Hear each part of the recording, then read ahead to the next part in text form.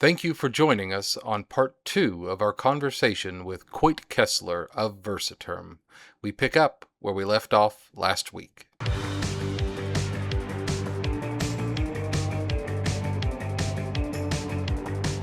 Okay, so True. I'm a fire chief, a police chief, or a EMS Mhm. chief. Uh, I've gone down to the drone sense store and bought a drone, and now I'm like, how on earth am I going to train these uh, people that sometimes have difficulties with technology and how to fly these drones, Mhm. especially using just Yeah. their phones? Like uh, how easy is it to kind of learn, especially if you're somebody that doesn't fly drones? Man, you're throwing all kinds of good questions, softball after softball. Um, so um, so once you find a drone, right? You go through a hardware, you go to a retailer and you find that drone, and then you pair it with the software that we use. It gives you these certain capabilities that we're all used to running with. Um, the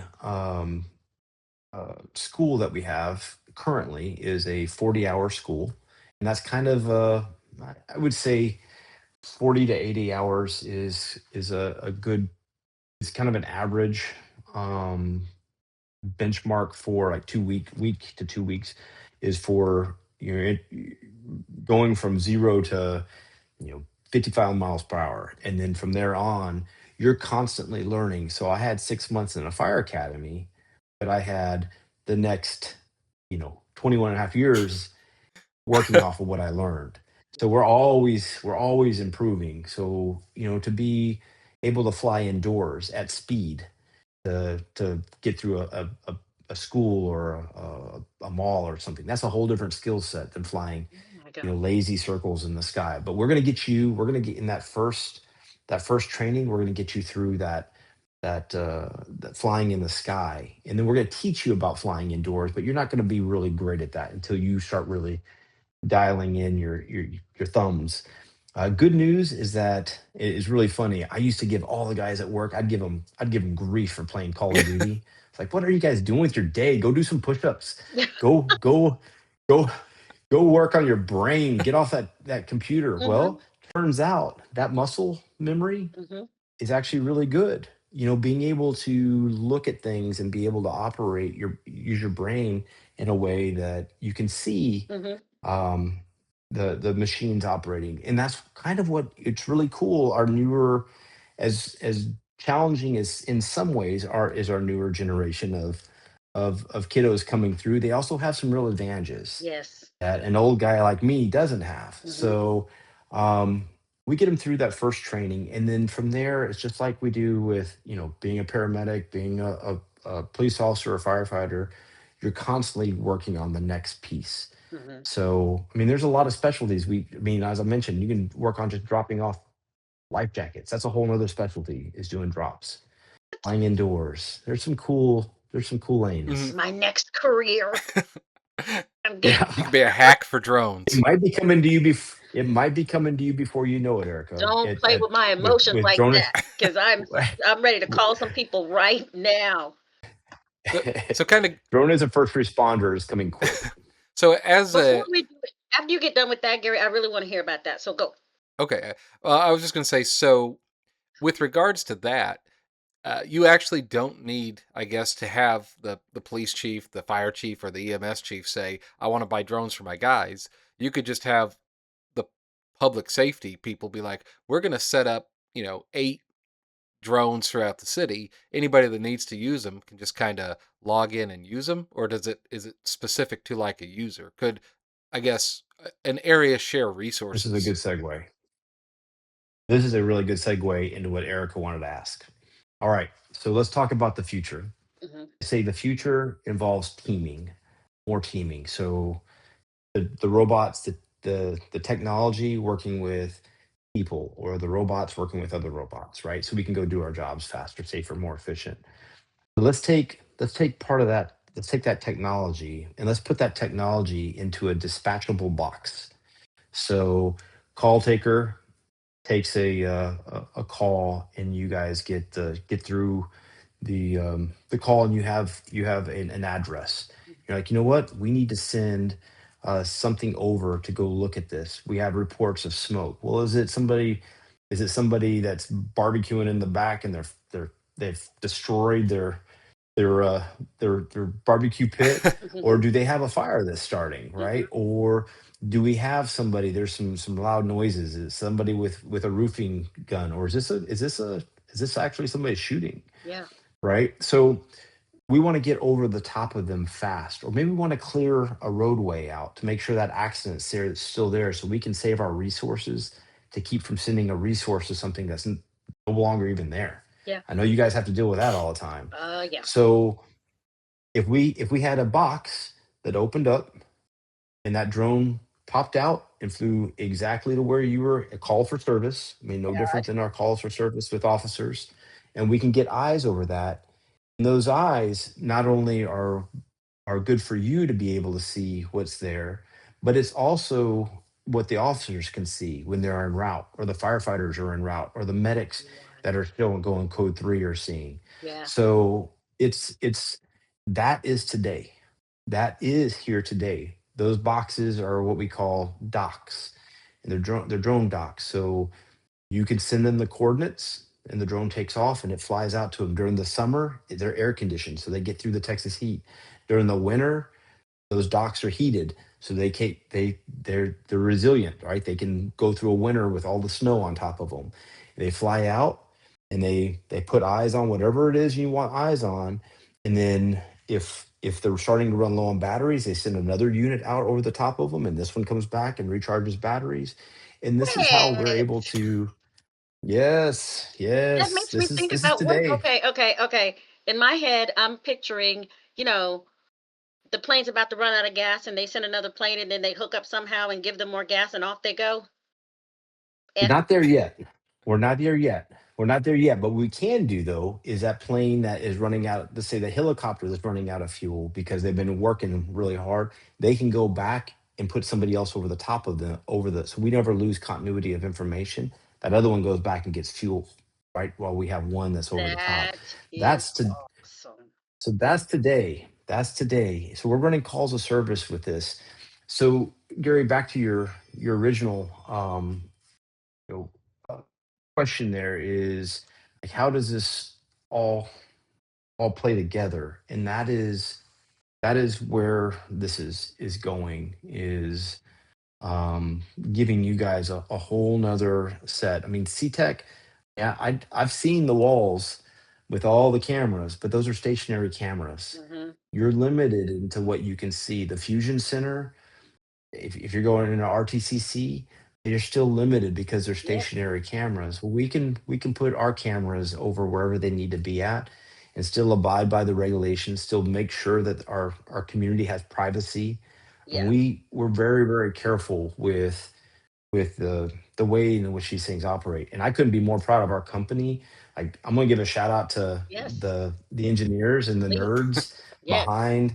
behind this technology, because they're working really hard to, allow us to serve our community Yeah. safer, faster, more efficiently. And it's drone as a first responder. That's where it's all moving to. We'll still have people coming out of you mentioned the chiefs. The chiefs don't have to have their own drone there with them. If something launches off the top of the firehouse at Fifth and Trinity and gets over to City Hall, anybody could use that video feed. And that's kind of the idea is, if we have this technology already being used in place, and there's a lot of effort going into, there's a group called the Autonomy Institute, and they are pushing this whole ideas for the I-30 corridor. Is drones could be out doing surveys, they can be out doing all kinds of other work, but if the public safety gets called, that drone gets prioritized and Sure. sent out to go do its job. Everybody gets a benefit from that drone in that box. Mhm. um Wow. it's it's a neat, I hope the city of Austin will go down that road. So I really do. what I don't have a drone. what kind of airtime do the flying drones have? Are we talking 30 minutes, an hour, 5 hours? Like how long do they stay airborne? So the ones that we're talking about right now, the ones that are really versatile, they're what we call they're multicopters, right? So they have a bunch of blades that spin. They're like four blades or six blades. Generally speaking, you're getting time in the air, mm, 26, 32 minutes, generally speaking, depending on the manufacturer, depending on the wind Mhm. that you have. That's kind of a generalization. There is new battery technology. There's a one of the drones that we work with, this drone called the Parrot UKR. It has a 70-minute flight time. So think about that, Not bad. 70 minutes overseeing. And those are just the multicopters. When you get into fixed wing drones, which are like they look like planes, well, they're using a whole different, they're using the air to stay above, because they're like a plane. And so they can stay up for hours at a time. So it's even, and this is kind of the cool part of this technology that we're all learning right now, is you can send a drone out of a box to get over the top of a building to ensure that there is a fire. Dispatch gets it, dispatch sees what's going on, or we have public unrest, whatever we're gonna call it. Hmm. That drone, when it runs out of the battery, you know as well as I do, you already have LE, you already have fire, you already have EMS showing up on scene. Yeah. Those guys can pull their own drones out of their vehicles and they have plenty of batteries. So you can run continuously for a day straight. Yeah. I mean, and that's kind of and these are the techniques that we're all learning Yeah. right now as we grow. Unreal. Just unbelievable. I mean, I knew it was going to be good. That's why I don't even need to know who this guy is. Yes, bring him on. But then when I saw the thing, it's like AFD, I'm like, well, yeah, it's family. So, no, but this is really, it's amazing. I'm excited about what this technology will bring because no one's going to stop it and we shouldn't want to. I Yeah. think that the average Joe, the average citizen really needs to hear what Drone Sense and companies like Drone Sense, because I'm sure that there are competitors. Uh, Mhm. at the end of the day, what they're really trying to do is make things safer for the overall Right. public and That's exactly right. also for the first responders because we have to keep the first responders safe. They can't help anyone. So, what do Yeah. you say to Joe Public, who is like, I know we kind of touched on it, but there's always one that's just like, I don't want you looking at my XYZ with Oh man. I you want to hear about George Floyd? You want to hear about the protest downtown? Okay, because this is a really sensitive subject that needs to be go for it. talked about. Go. Okay, so during George Floyd, we had uh, a, as we all know, the city was in a real bad spot. Hmm. Our community was in a real bad spot. Hmm. We flew over 3,000 flights collectively in 4.5 months. So think about 3,000 times you have to change batteries out over 4.5 months, 3,000 times. Like that's a lot. So collectively with EMS, PD, fire, all of our state groups, we all flew this. We flew it together. That's a lot of that's a lot of flying. That means we got to see a lot of things, and we also got to protect a lot of people. And when after it was all said and done, there were questions. Hey, what were you doing with your drones? Were you were you targeting our communities? Were you picking on our people that were out protesting? Well, good news is that you can record all this data, right? And you can show people what we're doing. Hmm. So at the very end of my career, and I could not be more proud of this story, is we had Equal Opportunity Office come in. We had ACLU come in. We had a lot of people that were questioning what we were doing with this information. Because that, when you think about it, this is sensitive information. We're over top of people, and I remember this so well. Is that when the groups came out to watch, we put together a training day, and we were flying right next to PD Main off the Austin Water Hmm. parking garage, and we had everybody come out. When everybody got out of the cars, like we were shaking our hands like this. Hey, it's very nice to meet you. And it was really uncomfortable. What we did is we had everybody come upstairs and they got to see our team work together. And our team, I couldn't have been more proud of our team. Our team looks like a poster board from recruiting. Like it is, and it just naturally looked that way because all the guys on our team were just complete home runs. But they just all fit. So when that was the first disarming part, when people walked, when our groups came up, they're like, "Man, this is kind of a neat group of people. This is not what I think that they were thinking they were going to see." And then we showed them our techniques, and were flying around downtown, and we were showing them the videos of what we could see, and they're like, "Man, you can't even tell what skin color these people are. Mhm. You can't even see their faces." I'm like, "Yeah, we don't care about that. What we want to see is if there's a fire starting or somebody's getting shot. We want to be able to see the big picture." Mhm. Then we showed them the videos, and when we showed them the videos, everybody that was in our group looked. What I showed them the tough videos too. Yeah. The videos of our officers just getting beat down. Mhm. I got to show fireworks and mortar launches and just things that our public didn't really understand. Mhm.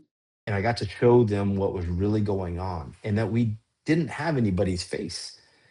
We didn't have anybody's.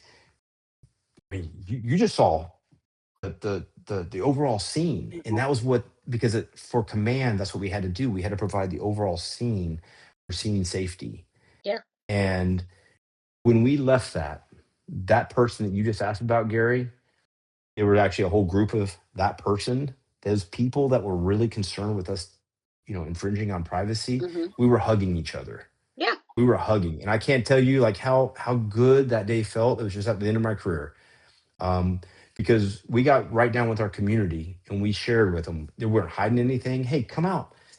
Get out here with us. Let's all mix it up. Let's talk Yes. like human beings talk. Yeah. And when we did, done. No problems, no concerns.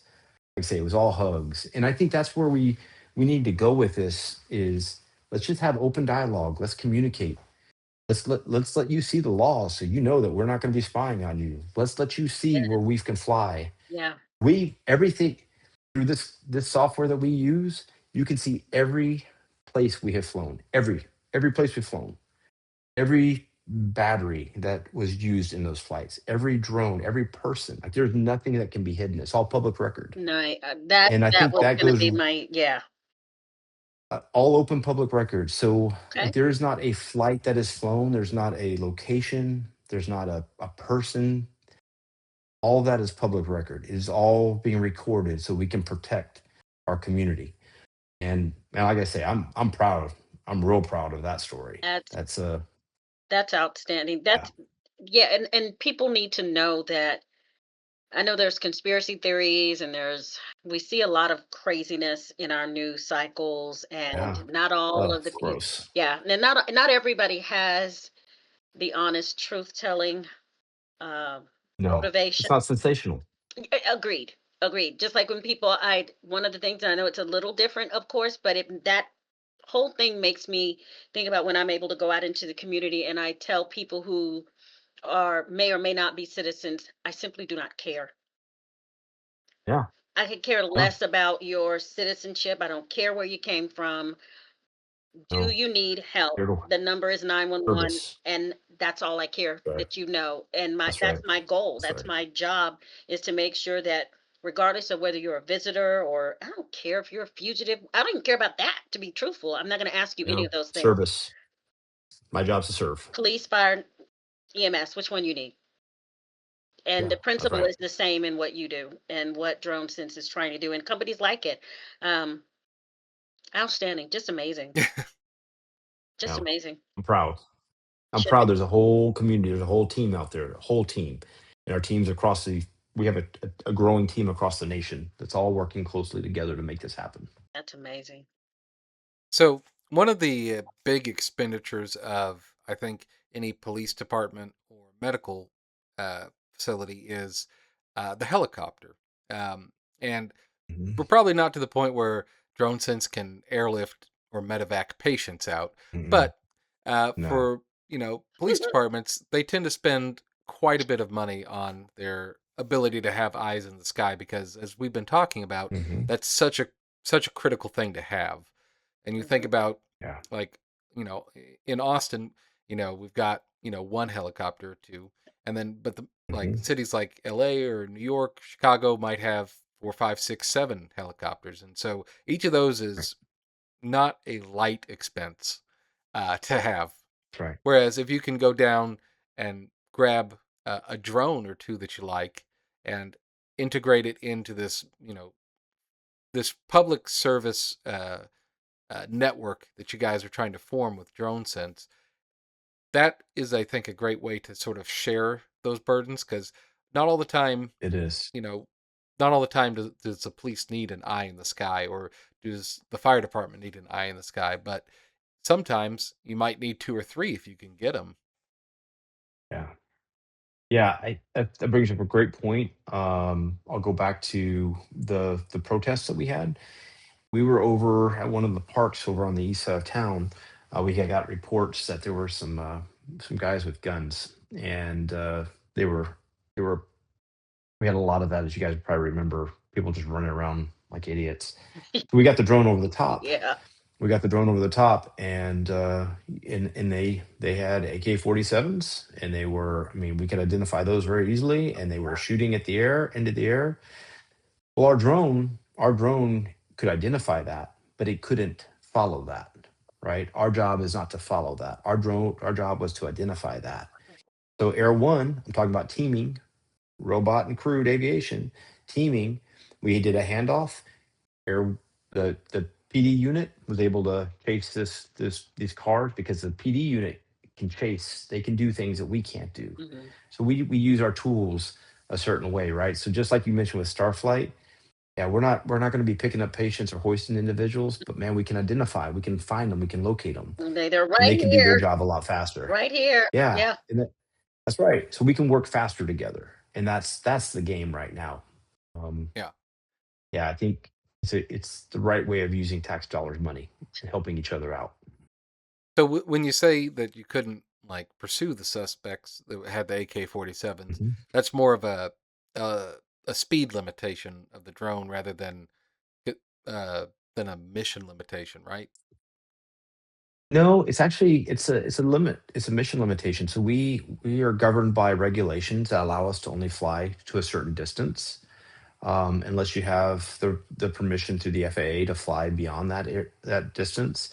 Because we don't want to be in the airspace when one of our helicopters are flying through the air, Hmm. right? So we have to be able to communicate effectively. Mhm. So there's a regulatory piece. There's also a battery component.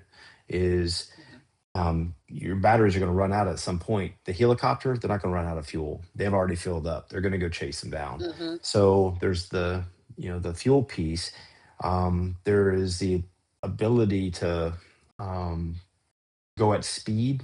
So our drones are actually pretty quick, but they're not car quick. They're not highway fast. Right. So we can cover a large area quicker than a car can navigate through a neighborhood. We beat them all day long, Right. but we can't go chasing somebody down the highway.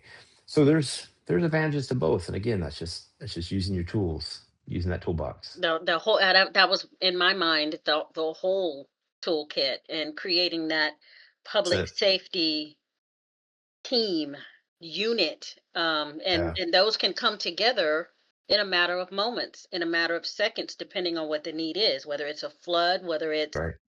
some person who is not well, running in and out of the Yeah, highway, and we, for whatever the reason might be, we use the tools that are available to us. And I am a huge fan of drones now. I was at first I'm thinking a flying remote control car. Great.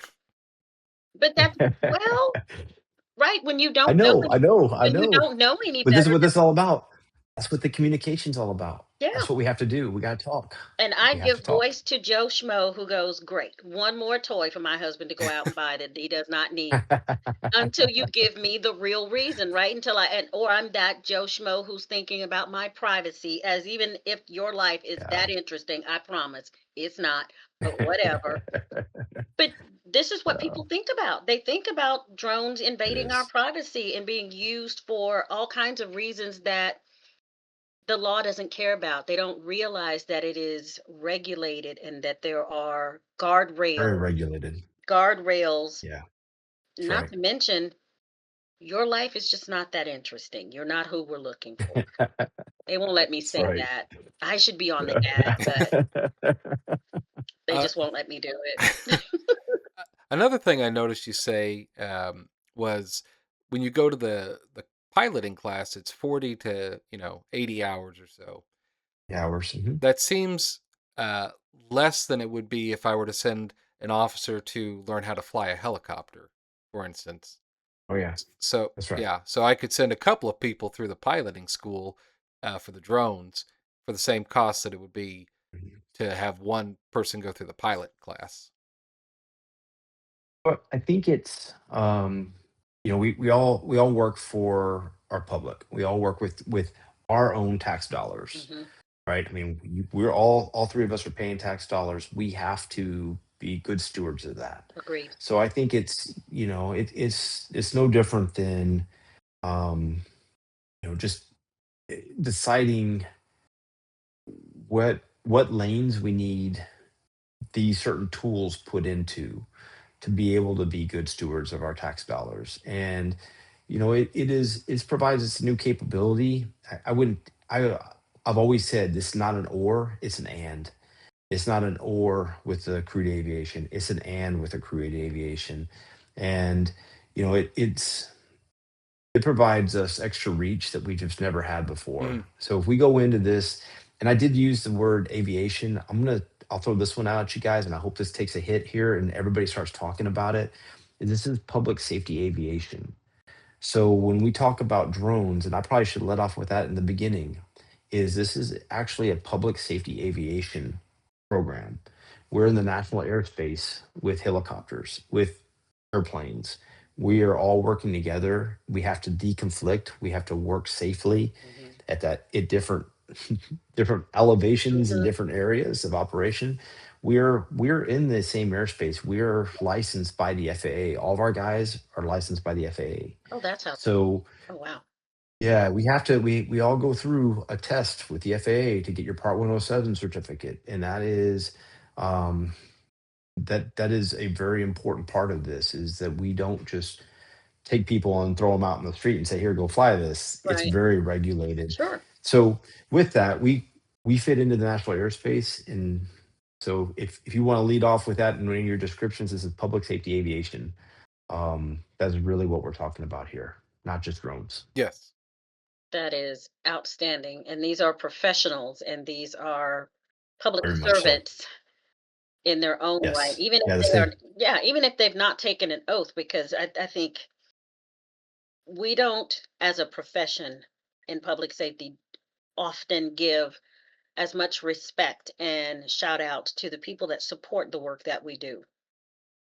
And that's true. Because That is so we true. can't do what we do. We get irritated with, and I won't say their name right now because who knows, but we get irritated with some of our programs that don't work as well as we want them to when we want them to. But when they work, we don't give them a second thought, and that's its own pat on the back, right? Because I shouldn't have to think about it. It should, but when it's Wow. time to give credit where it's due, we're not that great at doing that. So I think that's amazing. Your engineers deserve much love. Buy them something. I give them love as much as I can. I put them in headlocks and say, "I love you very much. Wow. Keep going, keep going." They're amazing. They're amazing human beings. I love my I love my team. And that is exactly it. It's all of us working together. Nobody puts out a house fire alone. Yeah, Nobody. We're all a team, all of us. agreed. Yeah. Uh, so I guess just one point of clarification for me. Is is it the I guess y'all as drone sense that would be flying these drones, or is it's the first like No. So DroneSense is just a software. yeah. It's a software company. Um, and so it's when we're when we break this apart like a public safety aviation program, you're looking at personnel, right? So you got people, the people part. and then you got the hardware part, which is the drone part that we talking the actual piece of equipment, and then you have the software part that brings those people and those drones together, that allows them to work together. So the the the software part is us. Now I'm gonna throw some big love out of the community here, is that we're really good at bringing people together. It doesn't matter, it shouldn't matter what hardware you're flying. You should all be able to work together. You should all be able to see together. I mean, we have interoperability channels for a reason. Mhm. We should all be able to operate in that same airspace together. So that software is kind of a big part of this, and that's how we fit into it. Is we're kind of the glue that pulls, allows people to all work together. So in Kerrville, they were flying all these different drones, and they were using their phones, and but we were part of that information gathering that would then go back to command, so command could make sense of what was going on to see what kind of resources we need to send out, and that's where we fit into that equation. Right. we're not the we're not the actual people doing it. We're the software that allows those people to do it. Perfect. Well said. Well said. That makes Yeah, sense. Yeah. absolutely. Um, I think I we've kind of run out of time, but I definitely want to have you back because I want to hear more about Definitely. how the Drone Sense program works, and I know Erica wants to hear about the robot puppies. So I'm happy to talk about the dogs. we will definitely. I'm happy to talk about the dogs. They're cool. You They know, are I cool. have fur babies and I love my puppies. I'm sure they're not quite the same, but yes, I mean there's No. still just a there's just a host of topics that we would still love to get into. So if you are have the time, when you have the time, Always. bring Always. the young man that you were Always. talking about. Yeah, Ramon. Yeah, Yes, yeah, and Ramon was down at SeaTech. oh gosh, the stories, even the I'll roof. throw this one out. Yeah, he has some stories. Um, I I'll bet. throw this one out. Your fur babies. Think about the fur babies actually working with the drones. So our canine officers on the PD side. Think about that. So we have somebody that's inside the house, and our canines are part of our team, and our handlers are part of our team, Yeah, and we oftentimes have to send in our part of our team to make sure that if somebody that's we got to secure an area. But what if you could send a drone in with that dog, which we do? What if you can pair that up? What if you have a mounted unit downtown on the horses, and they're paired up with a drone? I think about that teaming. So we work with fur babies, and we work with the robotic dogs. It's pretty neat. that It's is. pretty cool, and I'd love to share more with you. Oh, we got your email now. It's uh, yeah. Great. well, Coit, if somebody wanted to find out more information about Drone Sense, what it is, how it works, where would be a good place for Yeah. them to go? So they could go to our website, which is dronesense.com, and we are. I'm gonna throw, since I have the platform or the mic real quick. Yeah. I'm gonna throw Yeah. out our larger companies. When I talk about a team and us all working together, we work. Our company is Versaterm. We're DroneSense within a larger company of Versaterm, and Versaterm's got all these other things going on. So CAD is one of them, right? It is visual labs with our phones. There's a lot of different layers there. So if you look up Versaterm, you'll find us. And if you look up dronesense.com, you'll be able to learn more about us. And we're the guys on my team. I work for customer success. They're all public safety. Everybody's prior public safety. So uh, if there's any listeners out there that are wanting to talk with folks that have been a part of this world and understand what you're asking and what you're sharing here, Yeah. we've got them on our team, and that makes it kind of comfortable for people to call in. So Yeah. um, Speaking the language. yeah, we're speaking the language, and we're sharing the love. Yeah. That's that's what it's all about. Uh, Well, Coit, we appreciate you sharing your love with us today and sharing your Thanks. information and You're knowledge. welcome. It's been Thank you a both very yes, much. it's been a very exciting discussion. I've been very interested in what I've heard, and I do absolutely think we need to have you back sooner Thank you. rather than later. I Agreed. can't wait. I'm looking forward to it. And I'll bring Ramon. Yes. And thank you all for joining us this week as well. We hope that you've enjoyed our conversation with Coit Kessler of DroneSense, Yes. a subsidiary of Versaterm, one of my favorite companies in the personal or public safety arena, no doubt.